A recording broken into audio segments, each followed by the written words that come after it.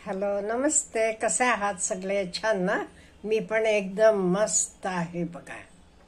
आज आपण उत्तम आरोग्यासाठी हितमित आहार सूत्र बघूया. आता हल्ली का नाही, आपण आपल्या आजूबाजूला बघा, कोणाला बीपी आहे, कोणाला डायबिटीस आहे, कोणाला कोलेस्ट्रॉल आहे, काहीतरी आहे. आपले आई वडिलांच्या वेळेला असं होतं का हो? आजी आजोबांच्या वेळेला असं होतं नाहीये. परवा एक माझे डॉक्टर मित्र म्हणत होते, पूर्वी मुलं आई वडिलांना दवाखान्यात दाखवायला, ऍडमिट करायला यायची. आता उलट झाले. म्हणाले, आई वडील मुलांना, यंग मुलांना, 30, 32, 28 मुलांना घेऊन येतात. हे का असं झाले? ह्याला मेन म्हणजे आपले जेवणातलं, आपले आहारातलं काहीतरी गडबड झालेली आहे. आता साधी गोष्ट, माझे बरोबरीचे किंवा इव्हन 50 पुढचे लोकांना मी विचारते, आपण लहान असताना हल्ली आपल्या घरात गोड खाणं असते, एवढं असायचं का हो?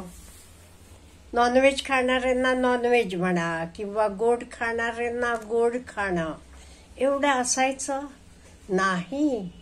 सणावाराला एवढंच गोड बनवायचे, बाकी वेळेला भाकरी, किंवा साऊथला गेलात की तुम्ही तिकडे रागी मुद्दे करायचे.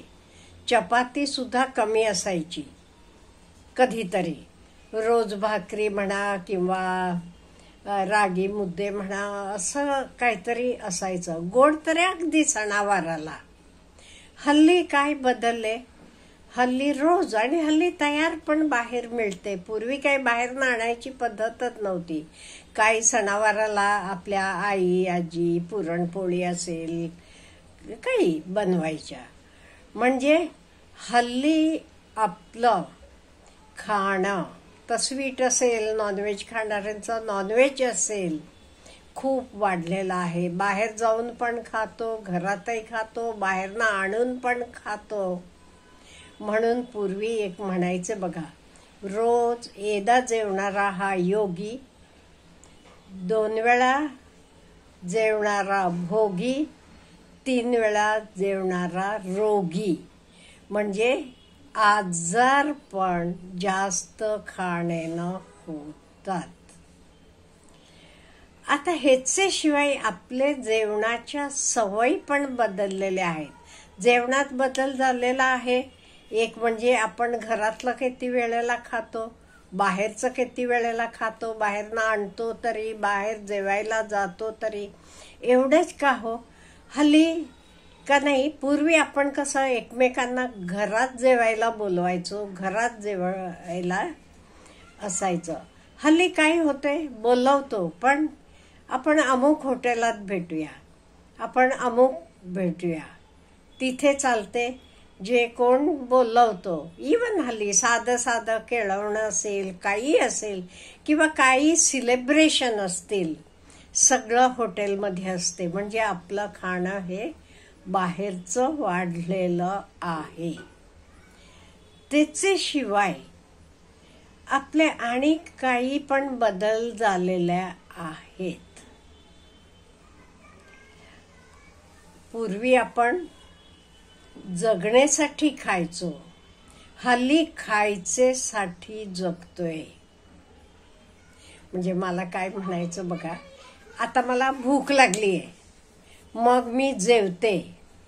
इथे काय आहे? हे गरज आहे का फायदा आहे? गरज आहे.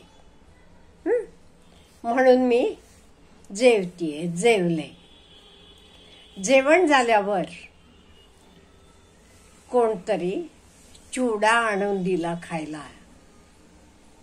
गरज आहे का? नाही. फायदा आहे का? नाही. मग ते दोन्हीलाही रॉंग मार्क आहे म्हटल्यावर मी खाऊ नये. आता आणि एक उदाहरण सांगते. माझं जेवण झालेलं आहे, कोणतरी ऍपल घेऊन आला खायला, फळ कुठलंही. फळ खाणं फायद्याचं आहे का? आहे. पण आत्ता खाणं गरजेचं आहे का? आत्ताच मी जेवली आहे पोटभर? नाही. म्हणजे एक राईट आणि एक रॉंग आलं, मग खायचं नाही. दोन्ही गरज आणि फायदा. आता मला भूक लागली आहे, जेवतीये मी. जेवण गरजेचं पण आहे, जेवण मला फायद्याचं पण आहे, दोन्ही राईट. मग मी तर खायला पाहिजे. नाही ते गरज नसली की खायचं नाही. कित्येक वेळा आपण गरज नसून खातो, फायद्याचं नसून सुद्धा खातो. त्याचे शिवाय आता घरात बनवताना अन्न, मी म्हटलं घरात बनवलेलं अन्न चांगलं. बाकी हायजीनचे दृष्टीने सगळं आहेच, आपण घरात धुवून बिवून भाज्या वापरतो. त्याच्याशिवाय आपण घरात बनवताना आपण प्रेमानं बनवतो. ओके, माझ्या मुलाला हे आवडते, किंवा माझ्या नातीला हे आवडते, म्हणून प्रेम ओतून आपण बनवतो. बाहेर बनवताना नाहीये, काहीच भाव नसतात तिथे, प्रेमाची भावना नसतीये. आणि पूर्वीचं खाली बसून जेवत होते बघा. आता आपले सगळ्यांना जमते असं नाहीये, आणि काळाप्रमाणे थोडाफार आपण बदल केलेला आहे आणि करावा लागतो, इलाज नाहीये. खाली बसता येत नाही, मग काय करायचं? टेबल खुर्चीवर आहे. पण नाही, ते पूर्वी खाली बसून जेवायचे, मांडी घालून. खाली मांडी घालून बसून जेवताना बघा, टेबलावर बसले एवढं जादा अन्न जाईल का? नाही जाणार. पोटाला असं दाब पडलेला असतो जरासं. त्यामुळे हितमितत तिथे जेवण जायचं. आणि त्याच्याशिवाय आपण हातानं जेवत होतो. हल्ली चमचा, फोर्क वगैरे, पण पूर्वी आपण हातानंच जेवायचो. ते हाताला स्पर्श ते अन्नाचा होताना तो आनंद पण आपले मनाला मिळायचा. चमचेनं खाताना काही त्याला स्पर्शाचा आनंद मिळतो का? नाही. त्यामुळे हा आनंद पण मिळायचा. त्याच्याशिवाय पूर्वी आमचे लहानपणी तरी केळीचे पानावर जेवायला वाढायचे. तर पण खूप गरम जेवण त्याच्यावर वाढलं का नाही, आणि तो दिसायला पण केळीचं पान हिरवंगार खूप छान दिसायचं. त्यामुळे ही एक प्रकारची तृप्ती, मानसिक तृप्ती पण बघू द्यायची. आणि हातानं जेवणं पण खूप चांगलं आहे असं मी वाचलेलं पण आहे. आणि आपल्याला पण आनंद, आपला टच होतो बघा त्याला. त्या अन्नाला टच झालं की आपल्याला बरं वाटते. तर मऊपणा असेल, काही असेल.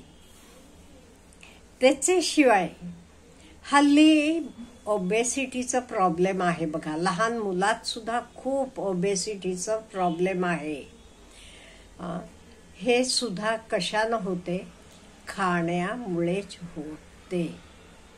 तेलकट खाणं, साखरेचं वगैरे जास्त आपण खातो, गरजेपेक्षा जास्त. म्हणजे आपण गरजेचं आहे का फायद्याचं आहे हे खाताना बघायला पाहिजे. माझं जेवण झालेलं आहे, त्यामुळे फळ आणलं असलं, फायद्याचं असलं, तर आता गरज आहे का? नाही. मग तुम्ही खाता कामा नये. त्यामुळे हे आपण कायम खाताना बघायला पाहिजे, गरजेचं आहे का फायद्याचं आहे. आणि शक्यतो घरात बनवलेलं, का म्हणजे ते प्रेम ओतलेलं असते, हे जेवण चांगलं. आणि फळं आणि भाज्या हे आपण भरपूर खावं. त्याच्याशिवाय पाणी भरपूर प्यावं. पाणी प्या, ताक प्या, आंबील घ्या, फळांचे रस चालतील. शक्य असलं की फळ खाल्लेलं बरं, पण ताजे रस तरी चांगलंच आहे. बाहेरचं शक्यतो आपण कमी करावं.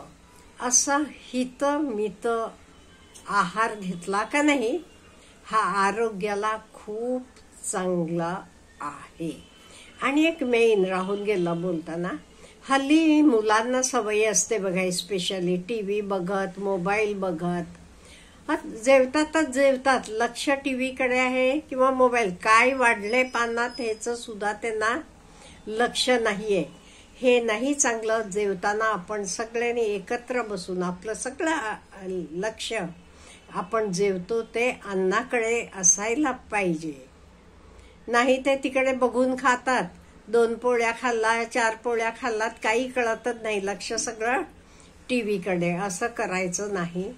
जेवताना पूर्ण कॉन्सन्ट्रेशन ना आपण जेवायचं. अच्छा, हॅव ए गुड डे.